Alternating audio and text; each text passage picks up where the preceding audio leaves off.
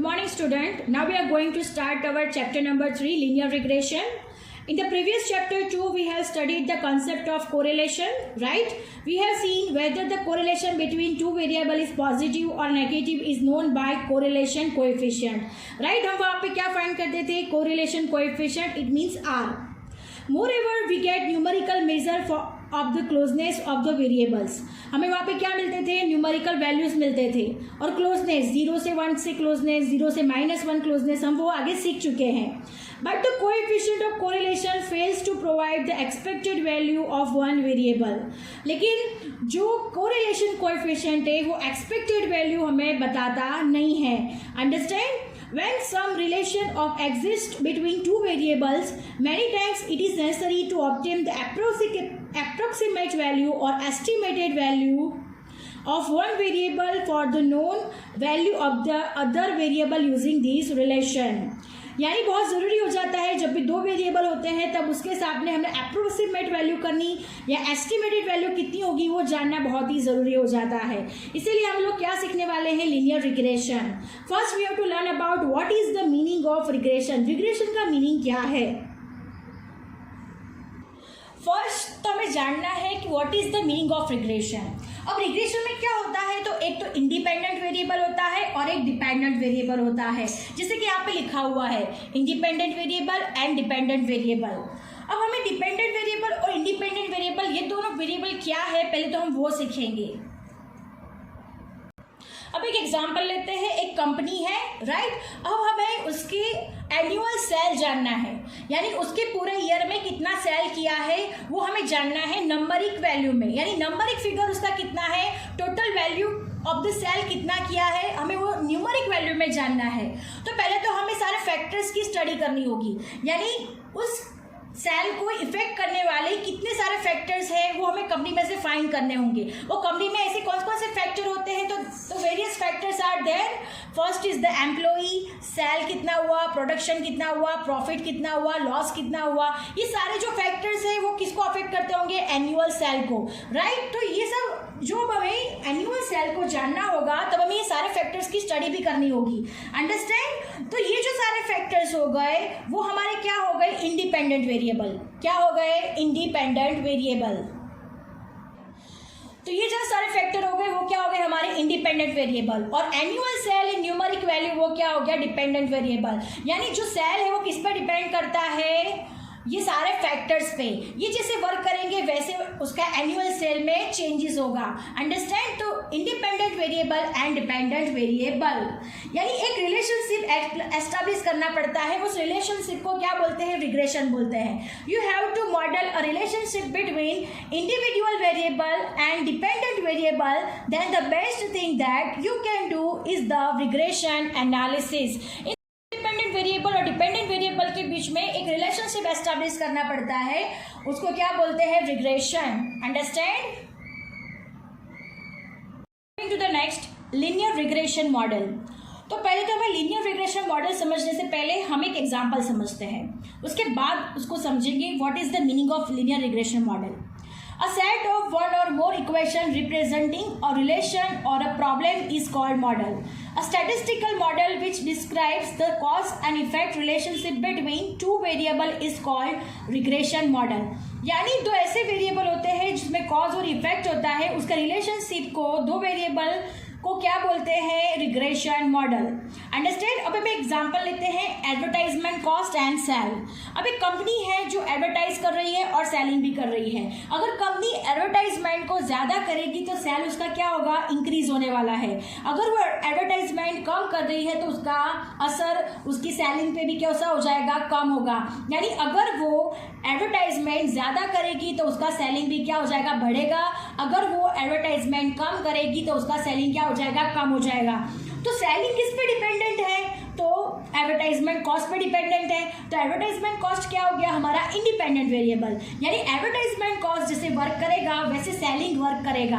Understand? तो selling क्या हो गया? Dependent variable. अब देखो, इंडिपेंडेंट वेरिएबल को x बोलते हैं और डिपेंडेंट वेरिएबल को क्या बोलते हैं? y बोलते हैं. तो यहाँ पे एडवर्टाइजमेंट कॉस्ट तुम्हारा क्या हो गया? x हो गया और सेल्स डिपेंडेंट वेरिएबल y हो गया. अंडरस्टैंड? अब एक दूसरा एग्जांपल लेते हैं. एक रेनफॉल है और यील्ड ऑफ राइस। अब देखिए रेनफॉल, जैसे रेनफॉल बढ़ेगा वैसे राइस का प्रोडक्शन भी क्या होगा, बढ़ेगा, और जैसे रेनफॉल कम होगा वैसे राइस का प्रोडक्शन भी क्या होगा, कम होगा। तो राइस का प्रोडक्शन क्या हो गया, डिपेंडेंट वेरिएबल। वो किस पे डिपेंड करता है, तो रेनफॉल पे डिपेंड करता है। यानी रेनफॉल बढ़ेगा तो राइस का प्रोडक्शन बढ़ेगा, रेनफॉल कम होगा तो राइस का प्रोडक्शन भी क्या हो जाएगा, कम हो जाएगा। यानी रेनफॉल हमारा क्या हो गया, इंडिपेंडेंट वेरिएबल एक्स हो गया, और यील्ड ऑफ राइस यानी राइस का प्रोडक्शन वो क्या हो गया हमारा, डिपेंडेंट वेरिएबल वाई, राइट। अब देखो आपको नीचे एक दिया हुआ है linear regression model, y is equal to A plus B X plus U. ये आपको क्वेश्चन के लिए याद रखना है, ये शॉर्ट क्वेश्चन में आस्क किया जाता है, what is the linear regression model, right. अब इसका हम डिस्क्रिप्शन लिखेंगे, what is the meaning of y, what is the meaning of a, what is the meaning of b, x and u। Now look at here, y is equal to a plus b x plus u. Y is equal to dependent variable, x is equal to independent variable, a constant, b constant, and u is equal to disturbance variable of model. So this is the linear regression model. Understand? You have to learn it for your examination.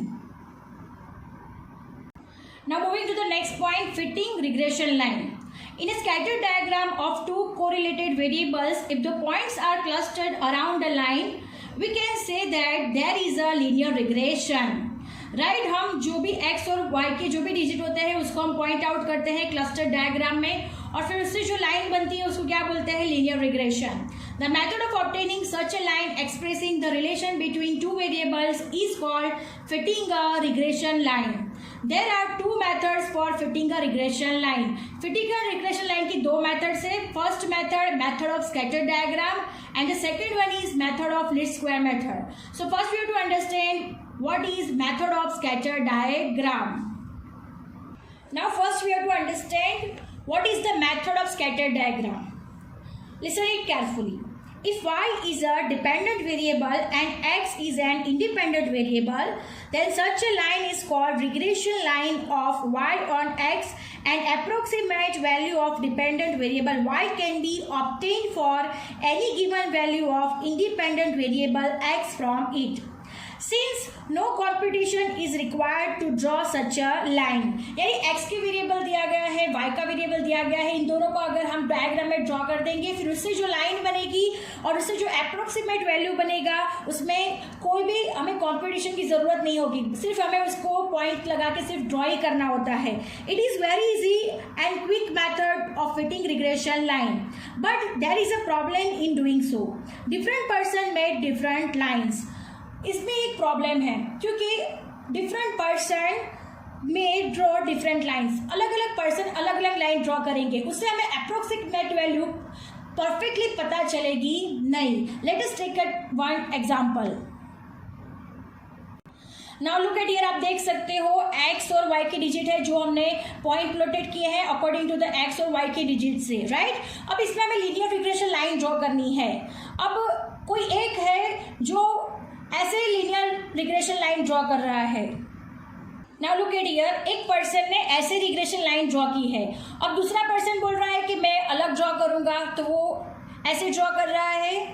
Now look at here, अब ये दूसरा person है जो दूसरी तरह से linear regression line draw कर रहा है। अब इसमें से हमें परफेक्ट वैल्यू, एस्टिमेटेड वैल्यू पता चलेगी नहीं, बिकॉज हर एक के पॉइंट ऑफ व्यू अलग होते हैं। Different person draw different lines, यानी अलग पर्सन अलग अलग लाइन ड्रॉ कर सकते हैं, right.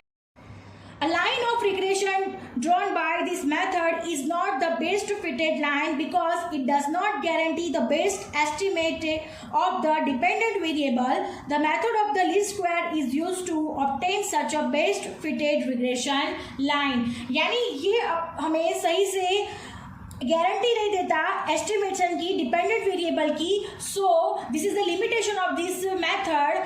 So the method of the least square is used to obtain such a best fitted regression line. इसीलिए एक दूसरा मेथड है मेथड ऑफ लीस्ट स्क्वायर, जिसे हम estimated value of y find कर सकते हैं। Now moving to the next method, method of least square method. अब देखिए method of least square method के हमें सारे एग्जांपल्स जो भी काउंट करने हैं आगे एक्सरसाइज में वो यही मेथड से करने हैं। उसमें 3 स्टेप में एग्जाम्पल होगा. First we have to find B, then second we have to find A, and then last we have to find Y cap. B के लिए फॉर्मूला लिखा हुआ है sigma x minus x bar multiply by bracket में y minus y bar divide by sigma x minus x bar का whole square. This is the first formula for b, for finding b. Then second one formula also finding b and sigma xy minus sigma x multiplied by sigma y divided by and sigma x square minus sigma x का whole square. ये दोनों में से कोई भी formula आप लोग use कर सकते हो. According to the sum you have to use this formula. मैंने आगे आपको चैप्टर नंबर 2 में सिखाया था कि x बार अगर पॉइंट में आता है तो कौन सा फॉर्मूला यूज करना है, x बार अगर पॉइंट में नहीं आता है तो कौन सा फॉर्मूला यूज करना है. वही मेथड यहाँ पे भी आपको फॉलो करनी है. यानी b को फाइंड करने के लिए ये दोनों मेथड में से आप कोई भी मेथड को यूज कर सकते हैं, आंसर आपका सेम ही आएगा. बट आपका कैलकुलेशन बिल्कुल परफेक्ट होना चाहिए. After finding B we have to find A. B को फाइंड करने के बाद ए फाइंड करना है. ए का फॉर्मूला है Y bar minus B X bar. Y bar तो कैसे फाइंड करेंगे, तो sigma Y divide by N. X bar कैसे फाइंड करेंगे, तो sigma X divide by N. और बी, तो बी हमने आगे फर्स्ट जो स्टेप है वो हमारा बी का ही स्टेप है. जो बी में जो आंसर आएगा वो यहाँ पे लिखना है. Understand. And then next A के बाद में फाइंड करना है हमारा third and last step Y cap is equal to A plus B X. Y cap यानी वाई की एस्टिमेटेड वैल्यू, यानी एक्स में अगर कोई प्रोडक्शन में कितना चेंजेस होता है उस हिसाब से y की वैल्यू एस्टिमेटेड की जाती है. अंडरस्टैंड. तो y की एस्टिमेटेड वैल्यू फाइंड करने के लिए a plus B X. a कैसे मिलेगा, तो y bar minus B X bar करने से हमें a मिल जाएगा. b हमने ऑलरेडी आगे फाइंड किया होगा और x हमें क्वेश्चन में दिया होगा. Understand. Then what we have to find in this sum y cap. Understand. Now moving to the next. Now we have to understand what is the meaning of b is greater than 0 and b is less than 0. Now listen it carefully. B is greater than 0. It means that the unit increase in the value of independent variable x implies an estimated increase of b units in the value of dependent variable y. यानी अगर increase होगा तो dependent variable y भी क्या होगा, increase होगा. अब next b is less than 0. It means that a unit increase in the value of independent variable x implies an estimated decrease of b units in the value of dependent variable y. यानी अगर 0 से b smallest है तो क्या होगा, decrease होगा. Understand. I hope you understand it very well today's lecture. Thank you students.